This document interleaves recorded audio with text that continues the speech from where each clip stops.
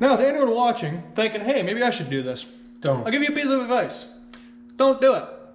The bearings in your drill press are not going to be happy, but it's okay because I'm a professional idiot. I'm allowed to do this, but I highly recommend you don't. Well, here we go, let's get those wheels out on the road. It may get dusty, but that's the way she goes. We'll build some greasy old cars and drink our AGV. Hey, don't you know, it's Barkley built.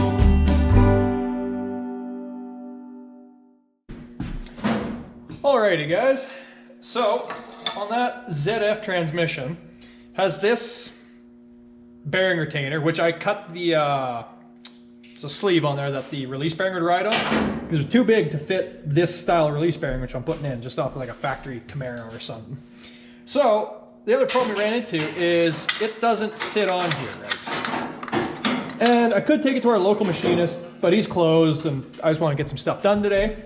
So I'm gonna pull every crime imaginable known to the machining world. I have these two blocks set up. I already did a test cut to see if it actually worked right, and I think so. It does this. These two test blocks, you just stop it while I got the die grinder bit in here to chew away at the material. So I'm gonna continue going and see how well this thing fits. Fingers crossed it actually works.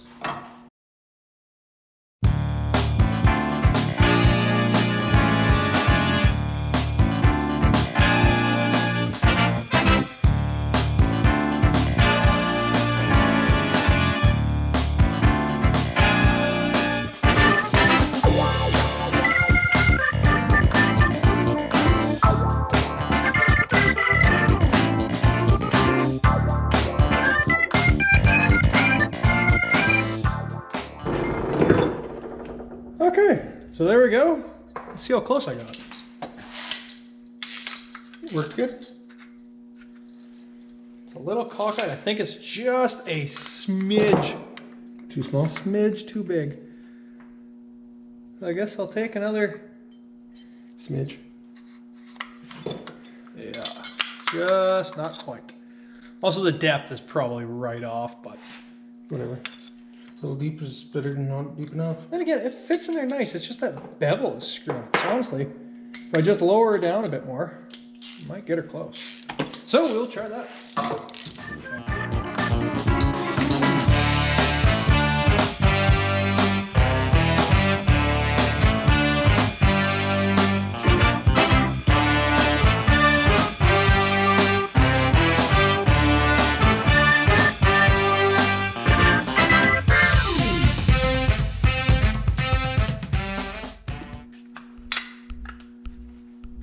Would you look at that? It actually fits. It almost looks like it will work. But these... That's not sounding as bad as I figured. Okay, well... Yeah, those bearings aren't exactly meant for side load, are they? No, they do not like it. This is not a mill. Okay, here we go. Let's see what this looks like now. There we go. It sits nice and flat. Good to go. I'm gonna share a little secret with y'all. I'm honestly completely baffled that this worked myself. So that just goes to show with, you know, 3 brain cells, some beer, anything is possible. Okay guys, so now the next problem we've run into is these bolts that hold that bearing retainer in. They're kind of sitting true and I need those to sit flush. So wherever I put my pilot bearing, there it is. Not pilot bearing, release bearing. So this can sit flat. Sitting true, you mean sitting proud. I already said they're sitting proud, they need to sit flat. You said sitting true, need to sit flat. Either fucking way, you know what I mean. Anyways, now, so the way I'm gonna do this is, this material we got about 500, like half an inch, 500 thou, and the head of this bolt is 200 deep. So what I'm gonna do first off is punch 5 of these holes, because the 6th one, luckily is it has it, where are my marks, lines up perfectly with that one hole. And I've kind of decided upon myself, this is only sitting on 1, because, you know, it centers itself pretty well with the retainer. 1 bolt, it should be good enough. So I'm gonna drill just down, just shy of where I need to be, because with this bit being tapered, it's gonna be a bugger with this flat bottom head bolt to actually hold everything down right. So I'll come back at it with a different bit, which I'll show you guys once I get the 5 holes drilled. We'll go from there.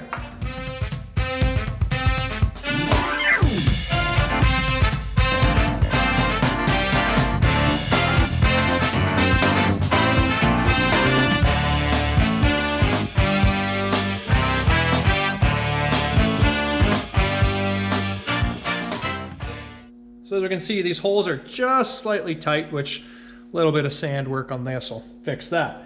The depth is about 175-ish, roughly on them. It's right about, yeah, they all roughly match. We're gonna try and just do it in this, eyeball it, and I can at least kind of see through this, and it might help. Whether or not this thing will actually sit nice. Oh God, this is gonna be awful. Do you want me to just put pressure on the top? No, actually, this won't be too Tell me when you want it on. A little awkward, turn it on. Oh, I got a light at least, that'll help.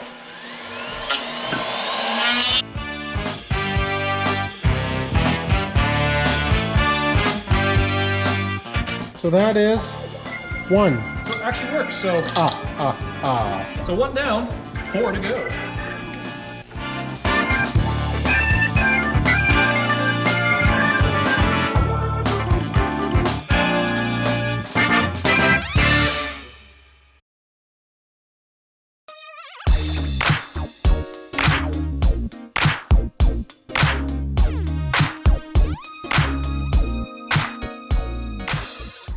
There we go, guys.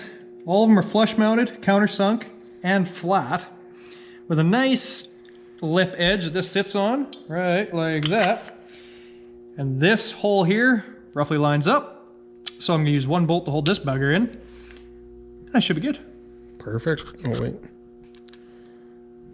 Alright guys, so there we go. The slave cylinder is roughly installed. We need to get some new bolts and such, but it's not a huge issue. The bleed port doesn't quite line up with my bell housing, but back when I had this in my Firebird with the T56, I already took a plasma cutter to it to widen these out because it just didn't work at that moment. So I'm not afraid of doing that again. I really don't care. So I'll do that once time comes. But for now, it's all in. Alrighty guys, we're gonna whip off this bearing retainer, ram a new seal in her, and slam on our slave with our next Jesus Christ, English, our shortened, longer bolt.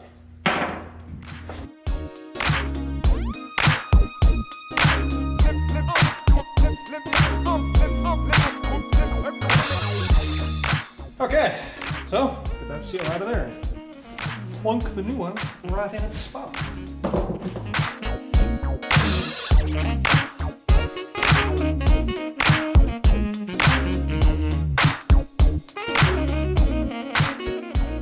Excellence we strive for on this channel. You ever shot a little brake clean? A healthy dose. Is that no tears stuff? That's the old non-chlorinated. So at least when you weld with this stuff, you're not gonna give yourself the old mustard gas. So that's a bonus. Let's get this. Sit there and dry. Now I get to play the game. Do I just replace this all with anaerobic? No. I'd just put a little slaz on both sides. Not, because this thing probably is a shim of sorts. Yes, I would imagine that's a shim. Let's give her. There we go. Set it. There. Okay, let's just set that back down there. And let's get this seal installed. Look at that. That took a fair amount of aggression to get that bugger out of there. Yeah, that was a nice heavy seal. Viton rubber on it too. They Viton rubber on it. They knew what they were doing. Quality. Now we hit a fun spot.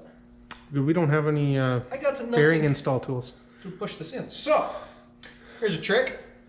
Just take a small punch and tap around. Very carefully, very evenly. No, just drive it in. Or a small, very blunt screwdriver too.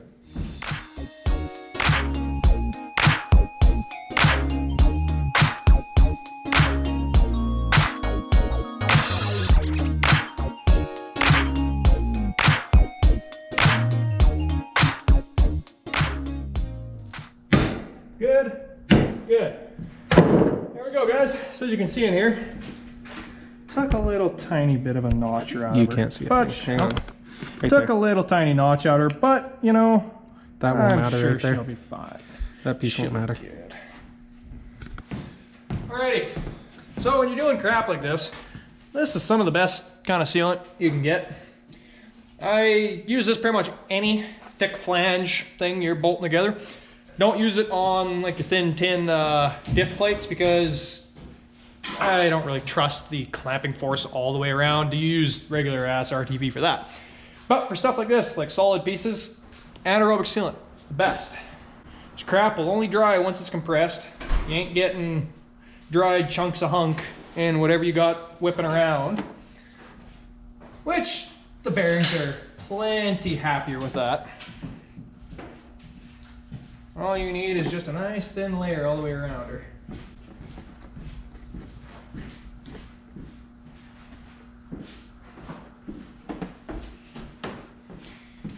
And to boot, it almost has like a nice little grape scent to it.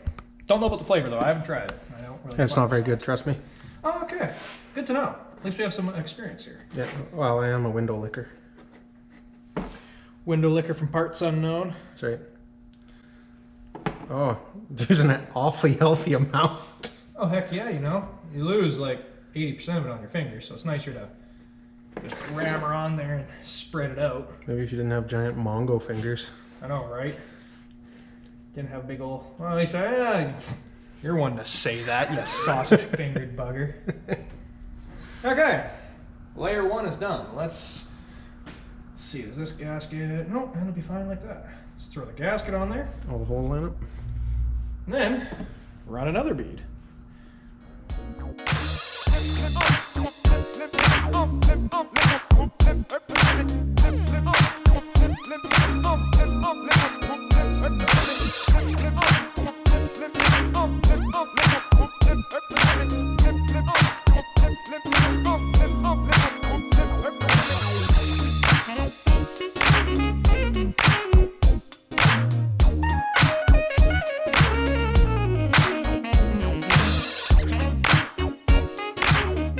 It $19 ratchet. So, Princess Scrap Iron anyone ratchet. who knows ratchets, You can't see that. this is the biggest issue on this thing. That's forwards, and that's reverse. That is backwards. That lever is backwards. That's most Chinese ratchets. Figure it out. Except for guys. Stanley. That's like the only cheap ratchet that isn't that way. Oh, that's tight. Oh, these are all nice and tight. You know what? It's a Don't hard break- piece of aluminum that butts up against another hard piece of aluminum. I don't think there's really too much of a torque spank. As long as she's on there and glued, you're good. And this is the Dr. Man himself. ZF Doc? Yeah, the old ZF doc. I guess allegedly he does not recommend using the General GM Motors stuff? stuff, so not sure what to use. I'll have to check out his website and find out. I'm just really lazy. Oh yeah, there's that. So, that's a 10 mil bolt. We'll just run her up in there and grab the old hand wrench. And, oh, Jesus. Why are you getting tight? Almost surprised.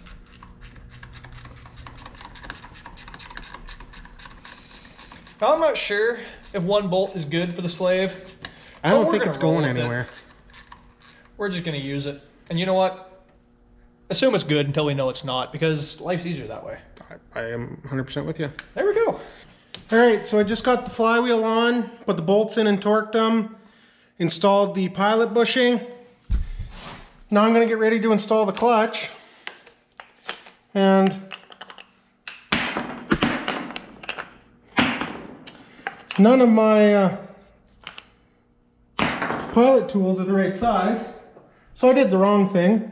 I took one that had the right size pilot on it, but the wrong size splines, and I just sanded it down. And as you can see, it's going to hold it centered. So it's the wrong thing, but it works. So can it really be that wrong?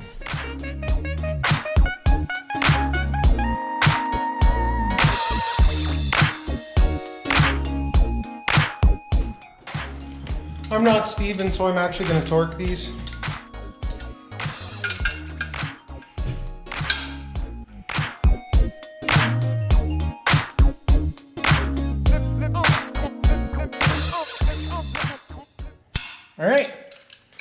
torqued. Oh. Yeah, the other thing you should do is when you're tightening these, you should hold up a little bit on your pilot tool, or else you'll end up having what I'm having and it's stuck in there. Got it. These Hemis have this bushing in the end of their crank, and we just welded a bead inside it. Usually when you put a bead in, you can get it to shrink, and then it comes out real nice. But being as this is so thick, we didn't quite get enough heat in it with that buzz box. So we just welded a bolt to it, put it on our slide hammer, and pulled it out that way. But just so you know, if you've got a 5761 and you want to put a manual transmission behind it and it didn't have one to start with, you got to take that out. Okay, so really we found online on the ZF dock, these things are supposed to run like a 530 GM special part number oil and a 1060 BMW oil. Couldn't find either of those in our local Newfie Speed and Sport, so Royal Purple 1030 it is. It meets the GM spec. Meets or exceeds. 2.2 quarts of Royal Propel. All right, let's get the tranny on the engine.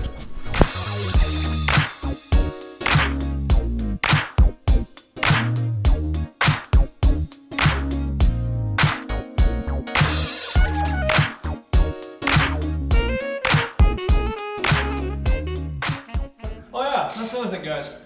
According to our local transmission shop, these ZF 6-speeds, allegedly their parts are actually not that bad to find and they're not Like really priced. everyone says, oh, they're so So, terrible. I'm not sure, because according to him, he says he can bring me in a synchro kit and bearing, like synchro and bearing kit, for, it'd take him about a week or 2 weeks to get them, which, I mean, that's a bit slow, but it's not the worst. And he says anywhere from about 500 to 1,000 bucks in our Canadian peso, which is pretty comparable. Because I know when I had, the heck was it?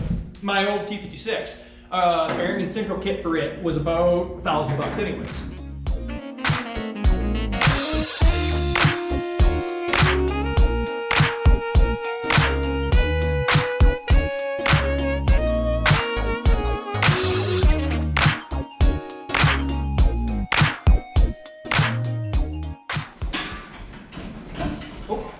Okay.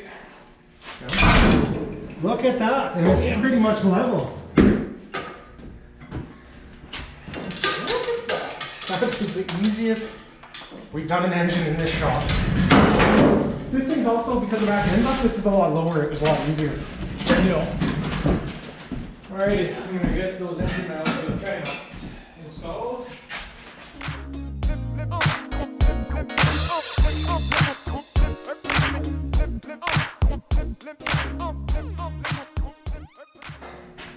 There we go. Engine's mounted. Alrighty guys, so there's another day of fun work and fun times.